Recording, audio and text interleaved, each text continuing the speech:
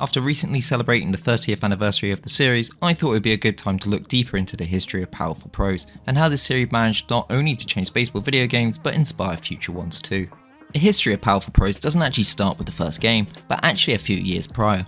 Konami in the 80s had already made a name for itself for bringing out some well-received games such as Castlevania, Metal Gear and Gradius, along with creating some sports titles like Double Dribble, Track and Field and exciting boxing.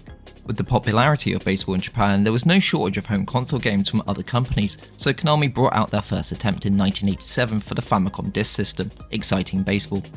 A typical 80s baseball game, Exciting Baseball is less exciting and more bog standard when it comes to playing it. While there are a few different options for game modes, the gameplay is mediocre but serves its purpose. From here, Konami went on to release a few more baseball games for different systems. The MSX saw the Pro Yaku Gekitosu Pennant Race, released in 1988, and much like Exciting Baseball, the game is serviceable but not outstanding in any particular way. One annoying feature, which is more of an MSX limitation than the game's fault, is the screen can only scroll up, so any ball that goes to the left or right field results in an awkward screen cut during play. This was remedied in the sequel released in 1989, along with the overall speed of the game increasing, making for a more enjoyable experience, but still on par with the majority of other baseball games available during this period. 1991, however, had an important release for the company, Namajuke 68 on the Sharp X6800. While there had been a graphical increase in other baseball games such as Tommy Lasorda Baseball and RBI Baseball 3, Namajuke 68 aimed to bring a closer representation of the sport into players' hands. This came in the pitching and the audio. Most games prior let the players move on the mound and then control the pitch mid-flight, allowing for the ball to bend unrealistically in multiple directions. Here though, players would select a pitch first with a direction before throwing, and then move the catcher's mitt to aim. Unlike other games, the team tried to replicate how some baseball pitchers move, not only with some horizontal movement, but vertical too. What seems like such a small detail brought the game closer to the real thing, making pitching duels and good hitting viable. Adding on the inclusion of stadium announcers during innings also helped make this more of a complete experience. The game scored well, with most praising these decisions, including the overall presentation of the game, but some found the game to now be too difficult, especially the fielding view, which is a pseudo 3D look. But generally, the game is still fun to play today and is impressive for a release at that time. This brings us finally to the first Powerful Pro game.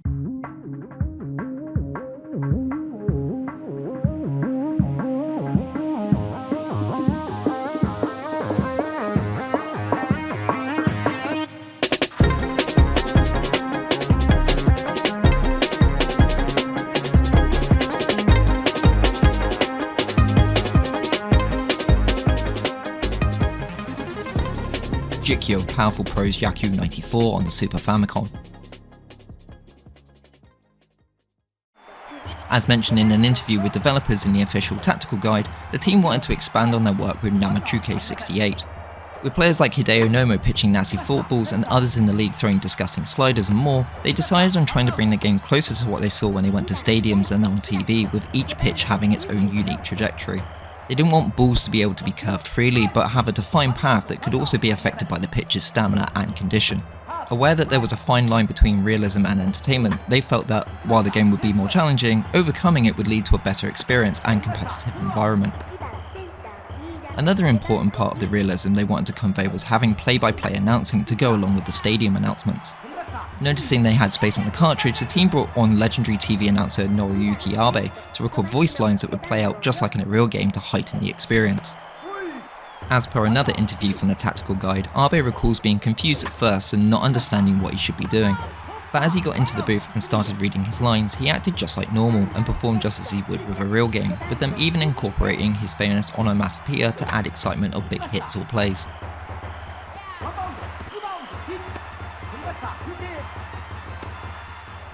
One thing that is obviously not realistic though is the depiction of the players in the game themselves. The scale deformed characters created for the game have now gone on to become easily recognisable and widely beloved, but according to the interview, not everyone on the team thought that they would fit considering how the previous game looked. Thankfully they stuck with them, and it's definitely part of this and future games' charm while playing. So what does the first game have to offer? There's 4 modes. You have your standard exhibition games allowing for versus the computer, another player, or watching a game. There's a mini pennant mode allowing for short seasons to be played with either 1 or 3 games per team per league that uses a password system due to the game not having a battery backup save yet. Scenario mode lets you pick from 12 teams and take on trials that begin easy, like pitching the final out of a game, to incredibly hard, like coming back from a huge run difference. Training allows you to take part in 4 different exercises: hitting, pitching, base running and fielding if you want or need to practice outside of the game.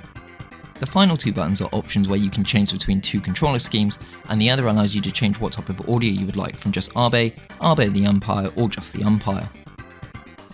Like most other baseball games, you're able to change the lineups before in a game, and with the inclusion of a pitcher's condition, that matters even more than before. Send your team out with your starting pitcher low and you'll be hit more easily due to their pitches not being as sharp, or on the flip side, if your best hitters are in an excellent condition, they'll perform much better. This system can also be seen in another Konami sports title, International Superstar Soccer.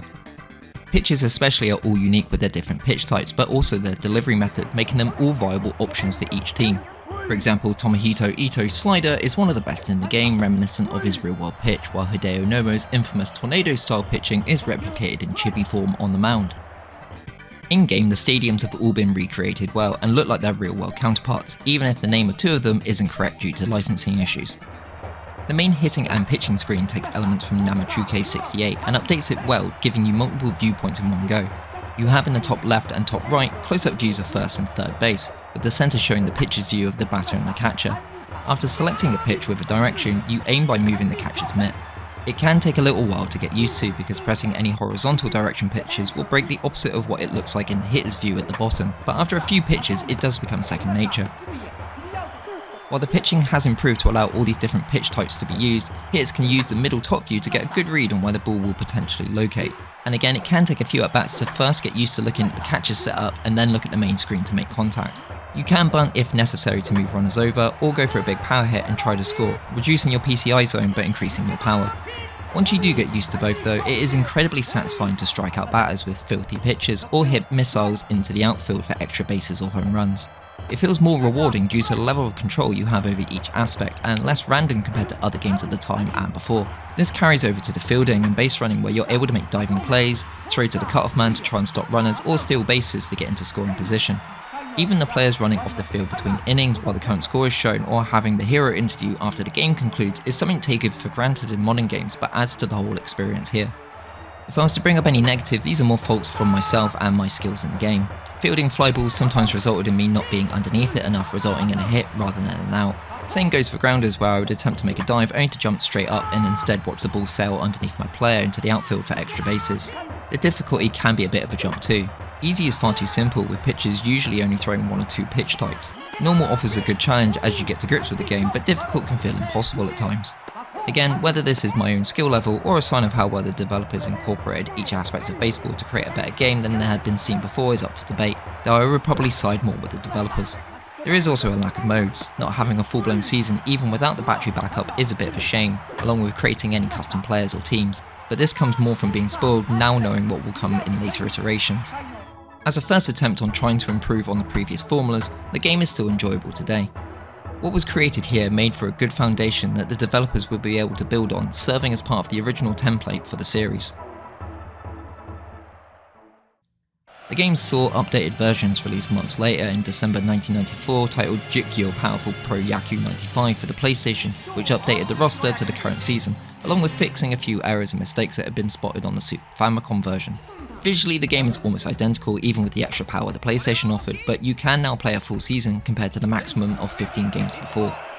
A few months later in July 1995, a further updated version called Jikyo Powerful Pro Yaku 95 Kaimaku-ban was again released on the PlayStation but also the Sega Saturn, updating the roster once more. Both versions are very similar, with the PlayStation version retaining being able to pick a team on the scenario mode, while the Saturn offers just challenges with preset teams.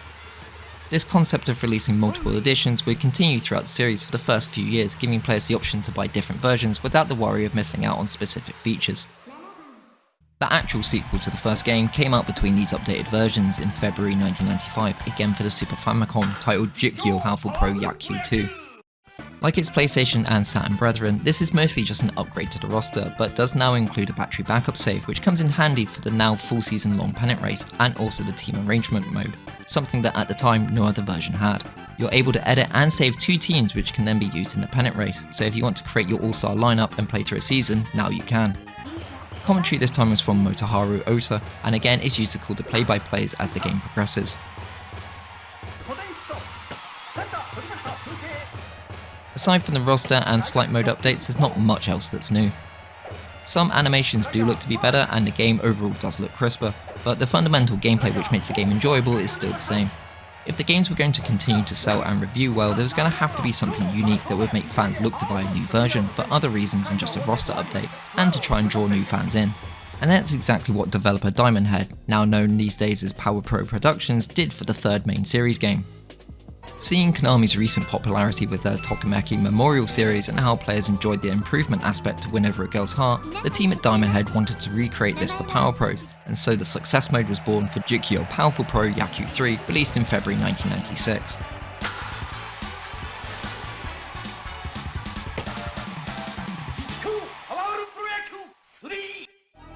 Beginning as a player in the second team, the aim is to train up your stats over the course of 3 years to make it into the first team.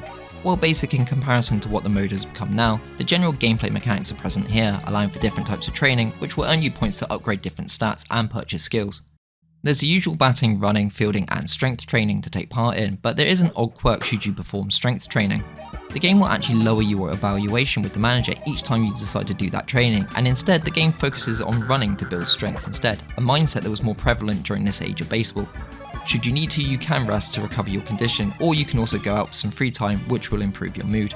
You can even call up the manager, other players, or family members to try and improve relationships and to also help with your evaluation and mood. There's a chance when beginning a new run that you'll also start with a girlfriend too, which can help throughout. Finally, there's the hospital should you need to recover from any injuries. And being unwell or hurt is this mode's biggest problem. While you can see your condition and mood displayed, there's no display to let you know how successful a training will be, or if you're likely to get injured. My first run I spent more time in the hospital recovering than I did actually training or taking part in any games, leading to getting fired not long into the second year. Not having any idea on how you'll perform or the risks you're taking while training does make this quite tedious to begin with, but a steady string of practicing twice and then resting in my second attempt got me promoted in my third year. And you want to try and not get called up for as long as possible if you want a strong player, as once you do, that's it. This can result in players not reaching their full potential and losing out on the chance to upgrade more stats and learn skills if you get promoted too early. There's room to save 8 players, so not quite enough to fill a full squad in the team arrangement, but considering you can only make fielders and not pitchers, which will come later, you can finally create your own squad to be used in other modes. The other modes haven't been touched, so you're still able to do exhibition games, play a season, or do scenarios to test your skills. But it can't be underestimated how much of an increase in popularity the success mode gave the series, contributing to it selling well, and giving Diamond Head the boost it needed to continue tweaking and improving this mode and the game in general for future installments.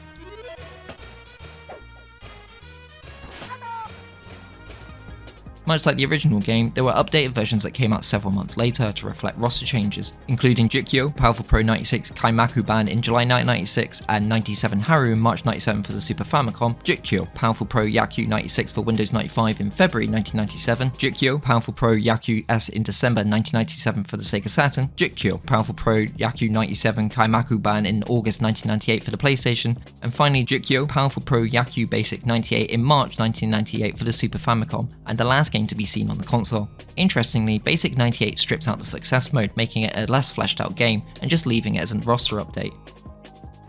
In the span of just over 4 years, the series had firmly placed itself as the premier baseball game series, but these early games were only just the beginning of where the franchise was headed, as they looked to expand even further, something Konami and Diamond Head intended to do across new platforms. So this is just a brief history of the first couple years of Powerful Pro.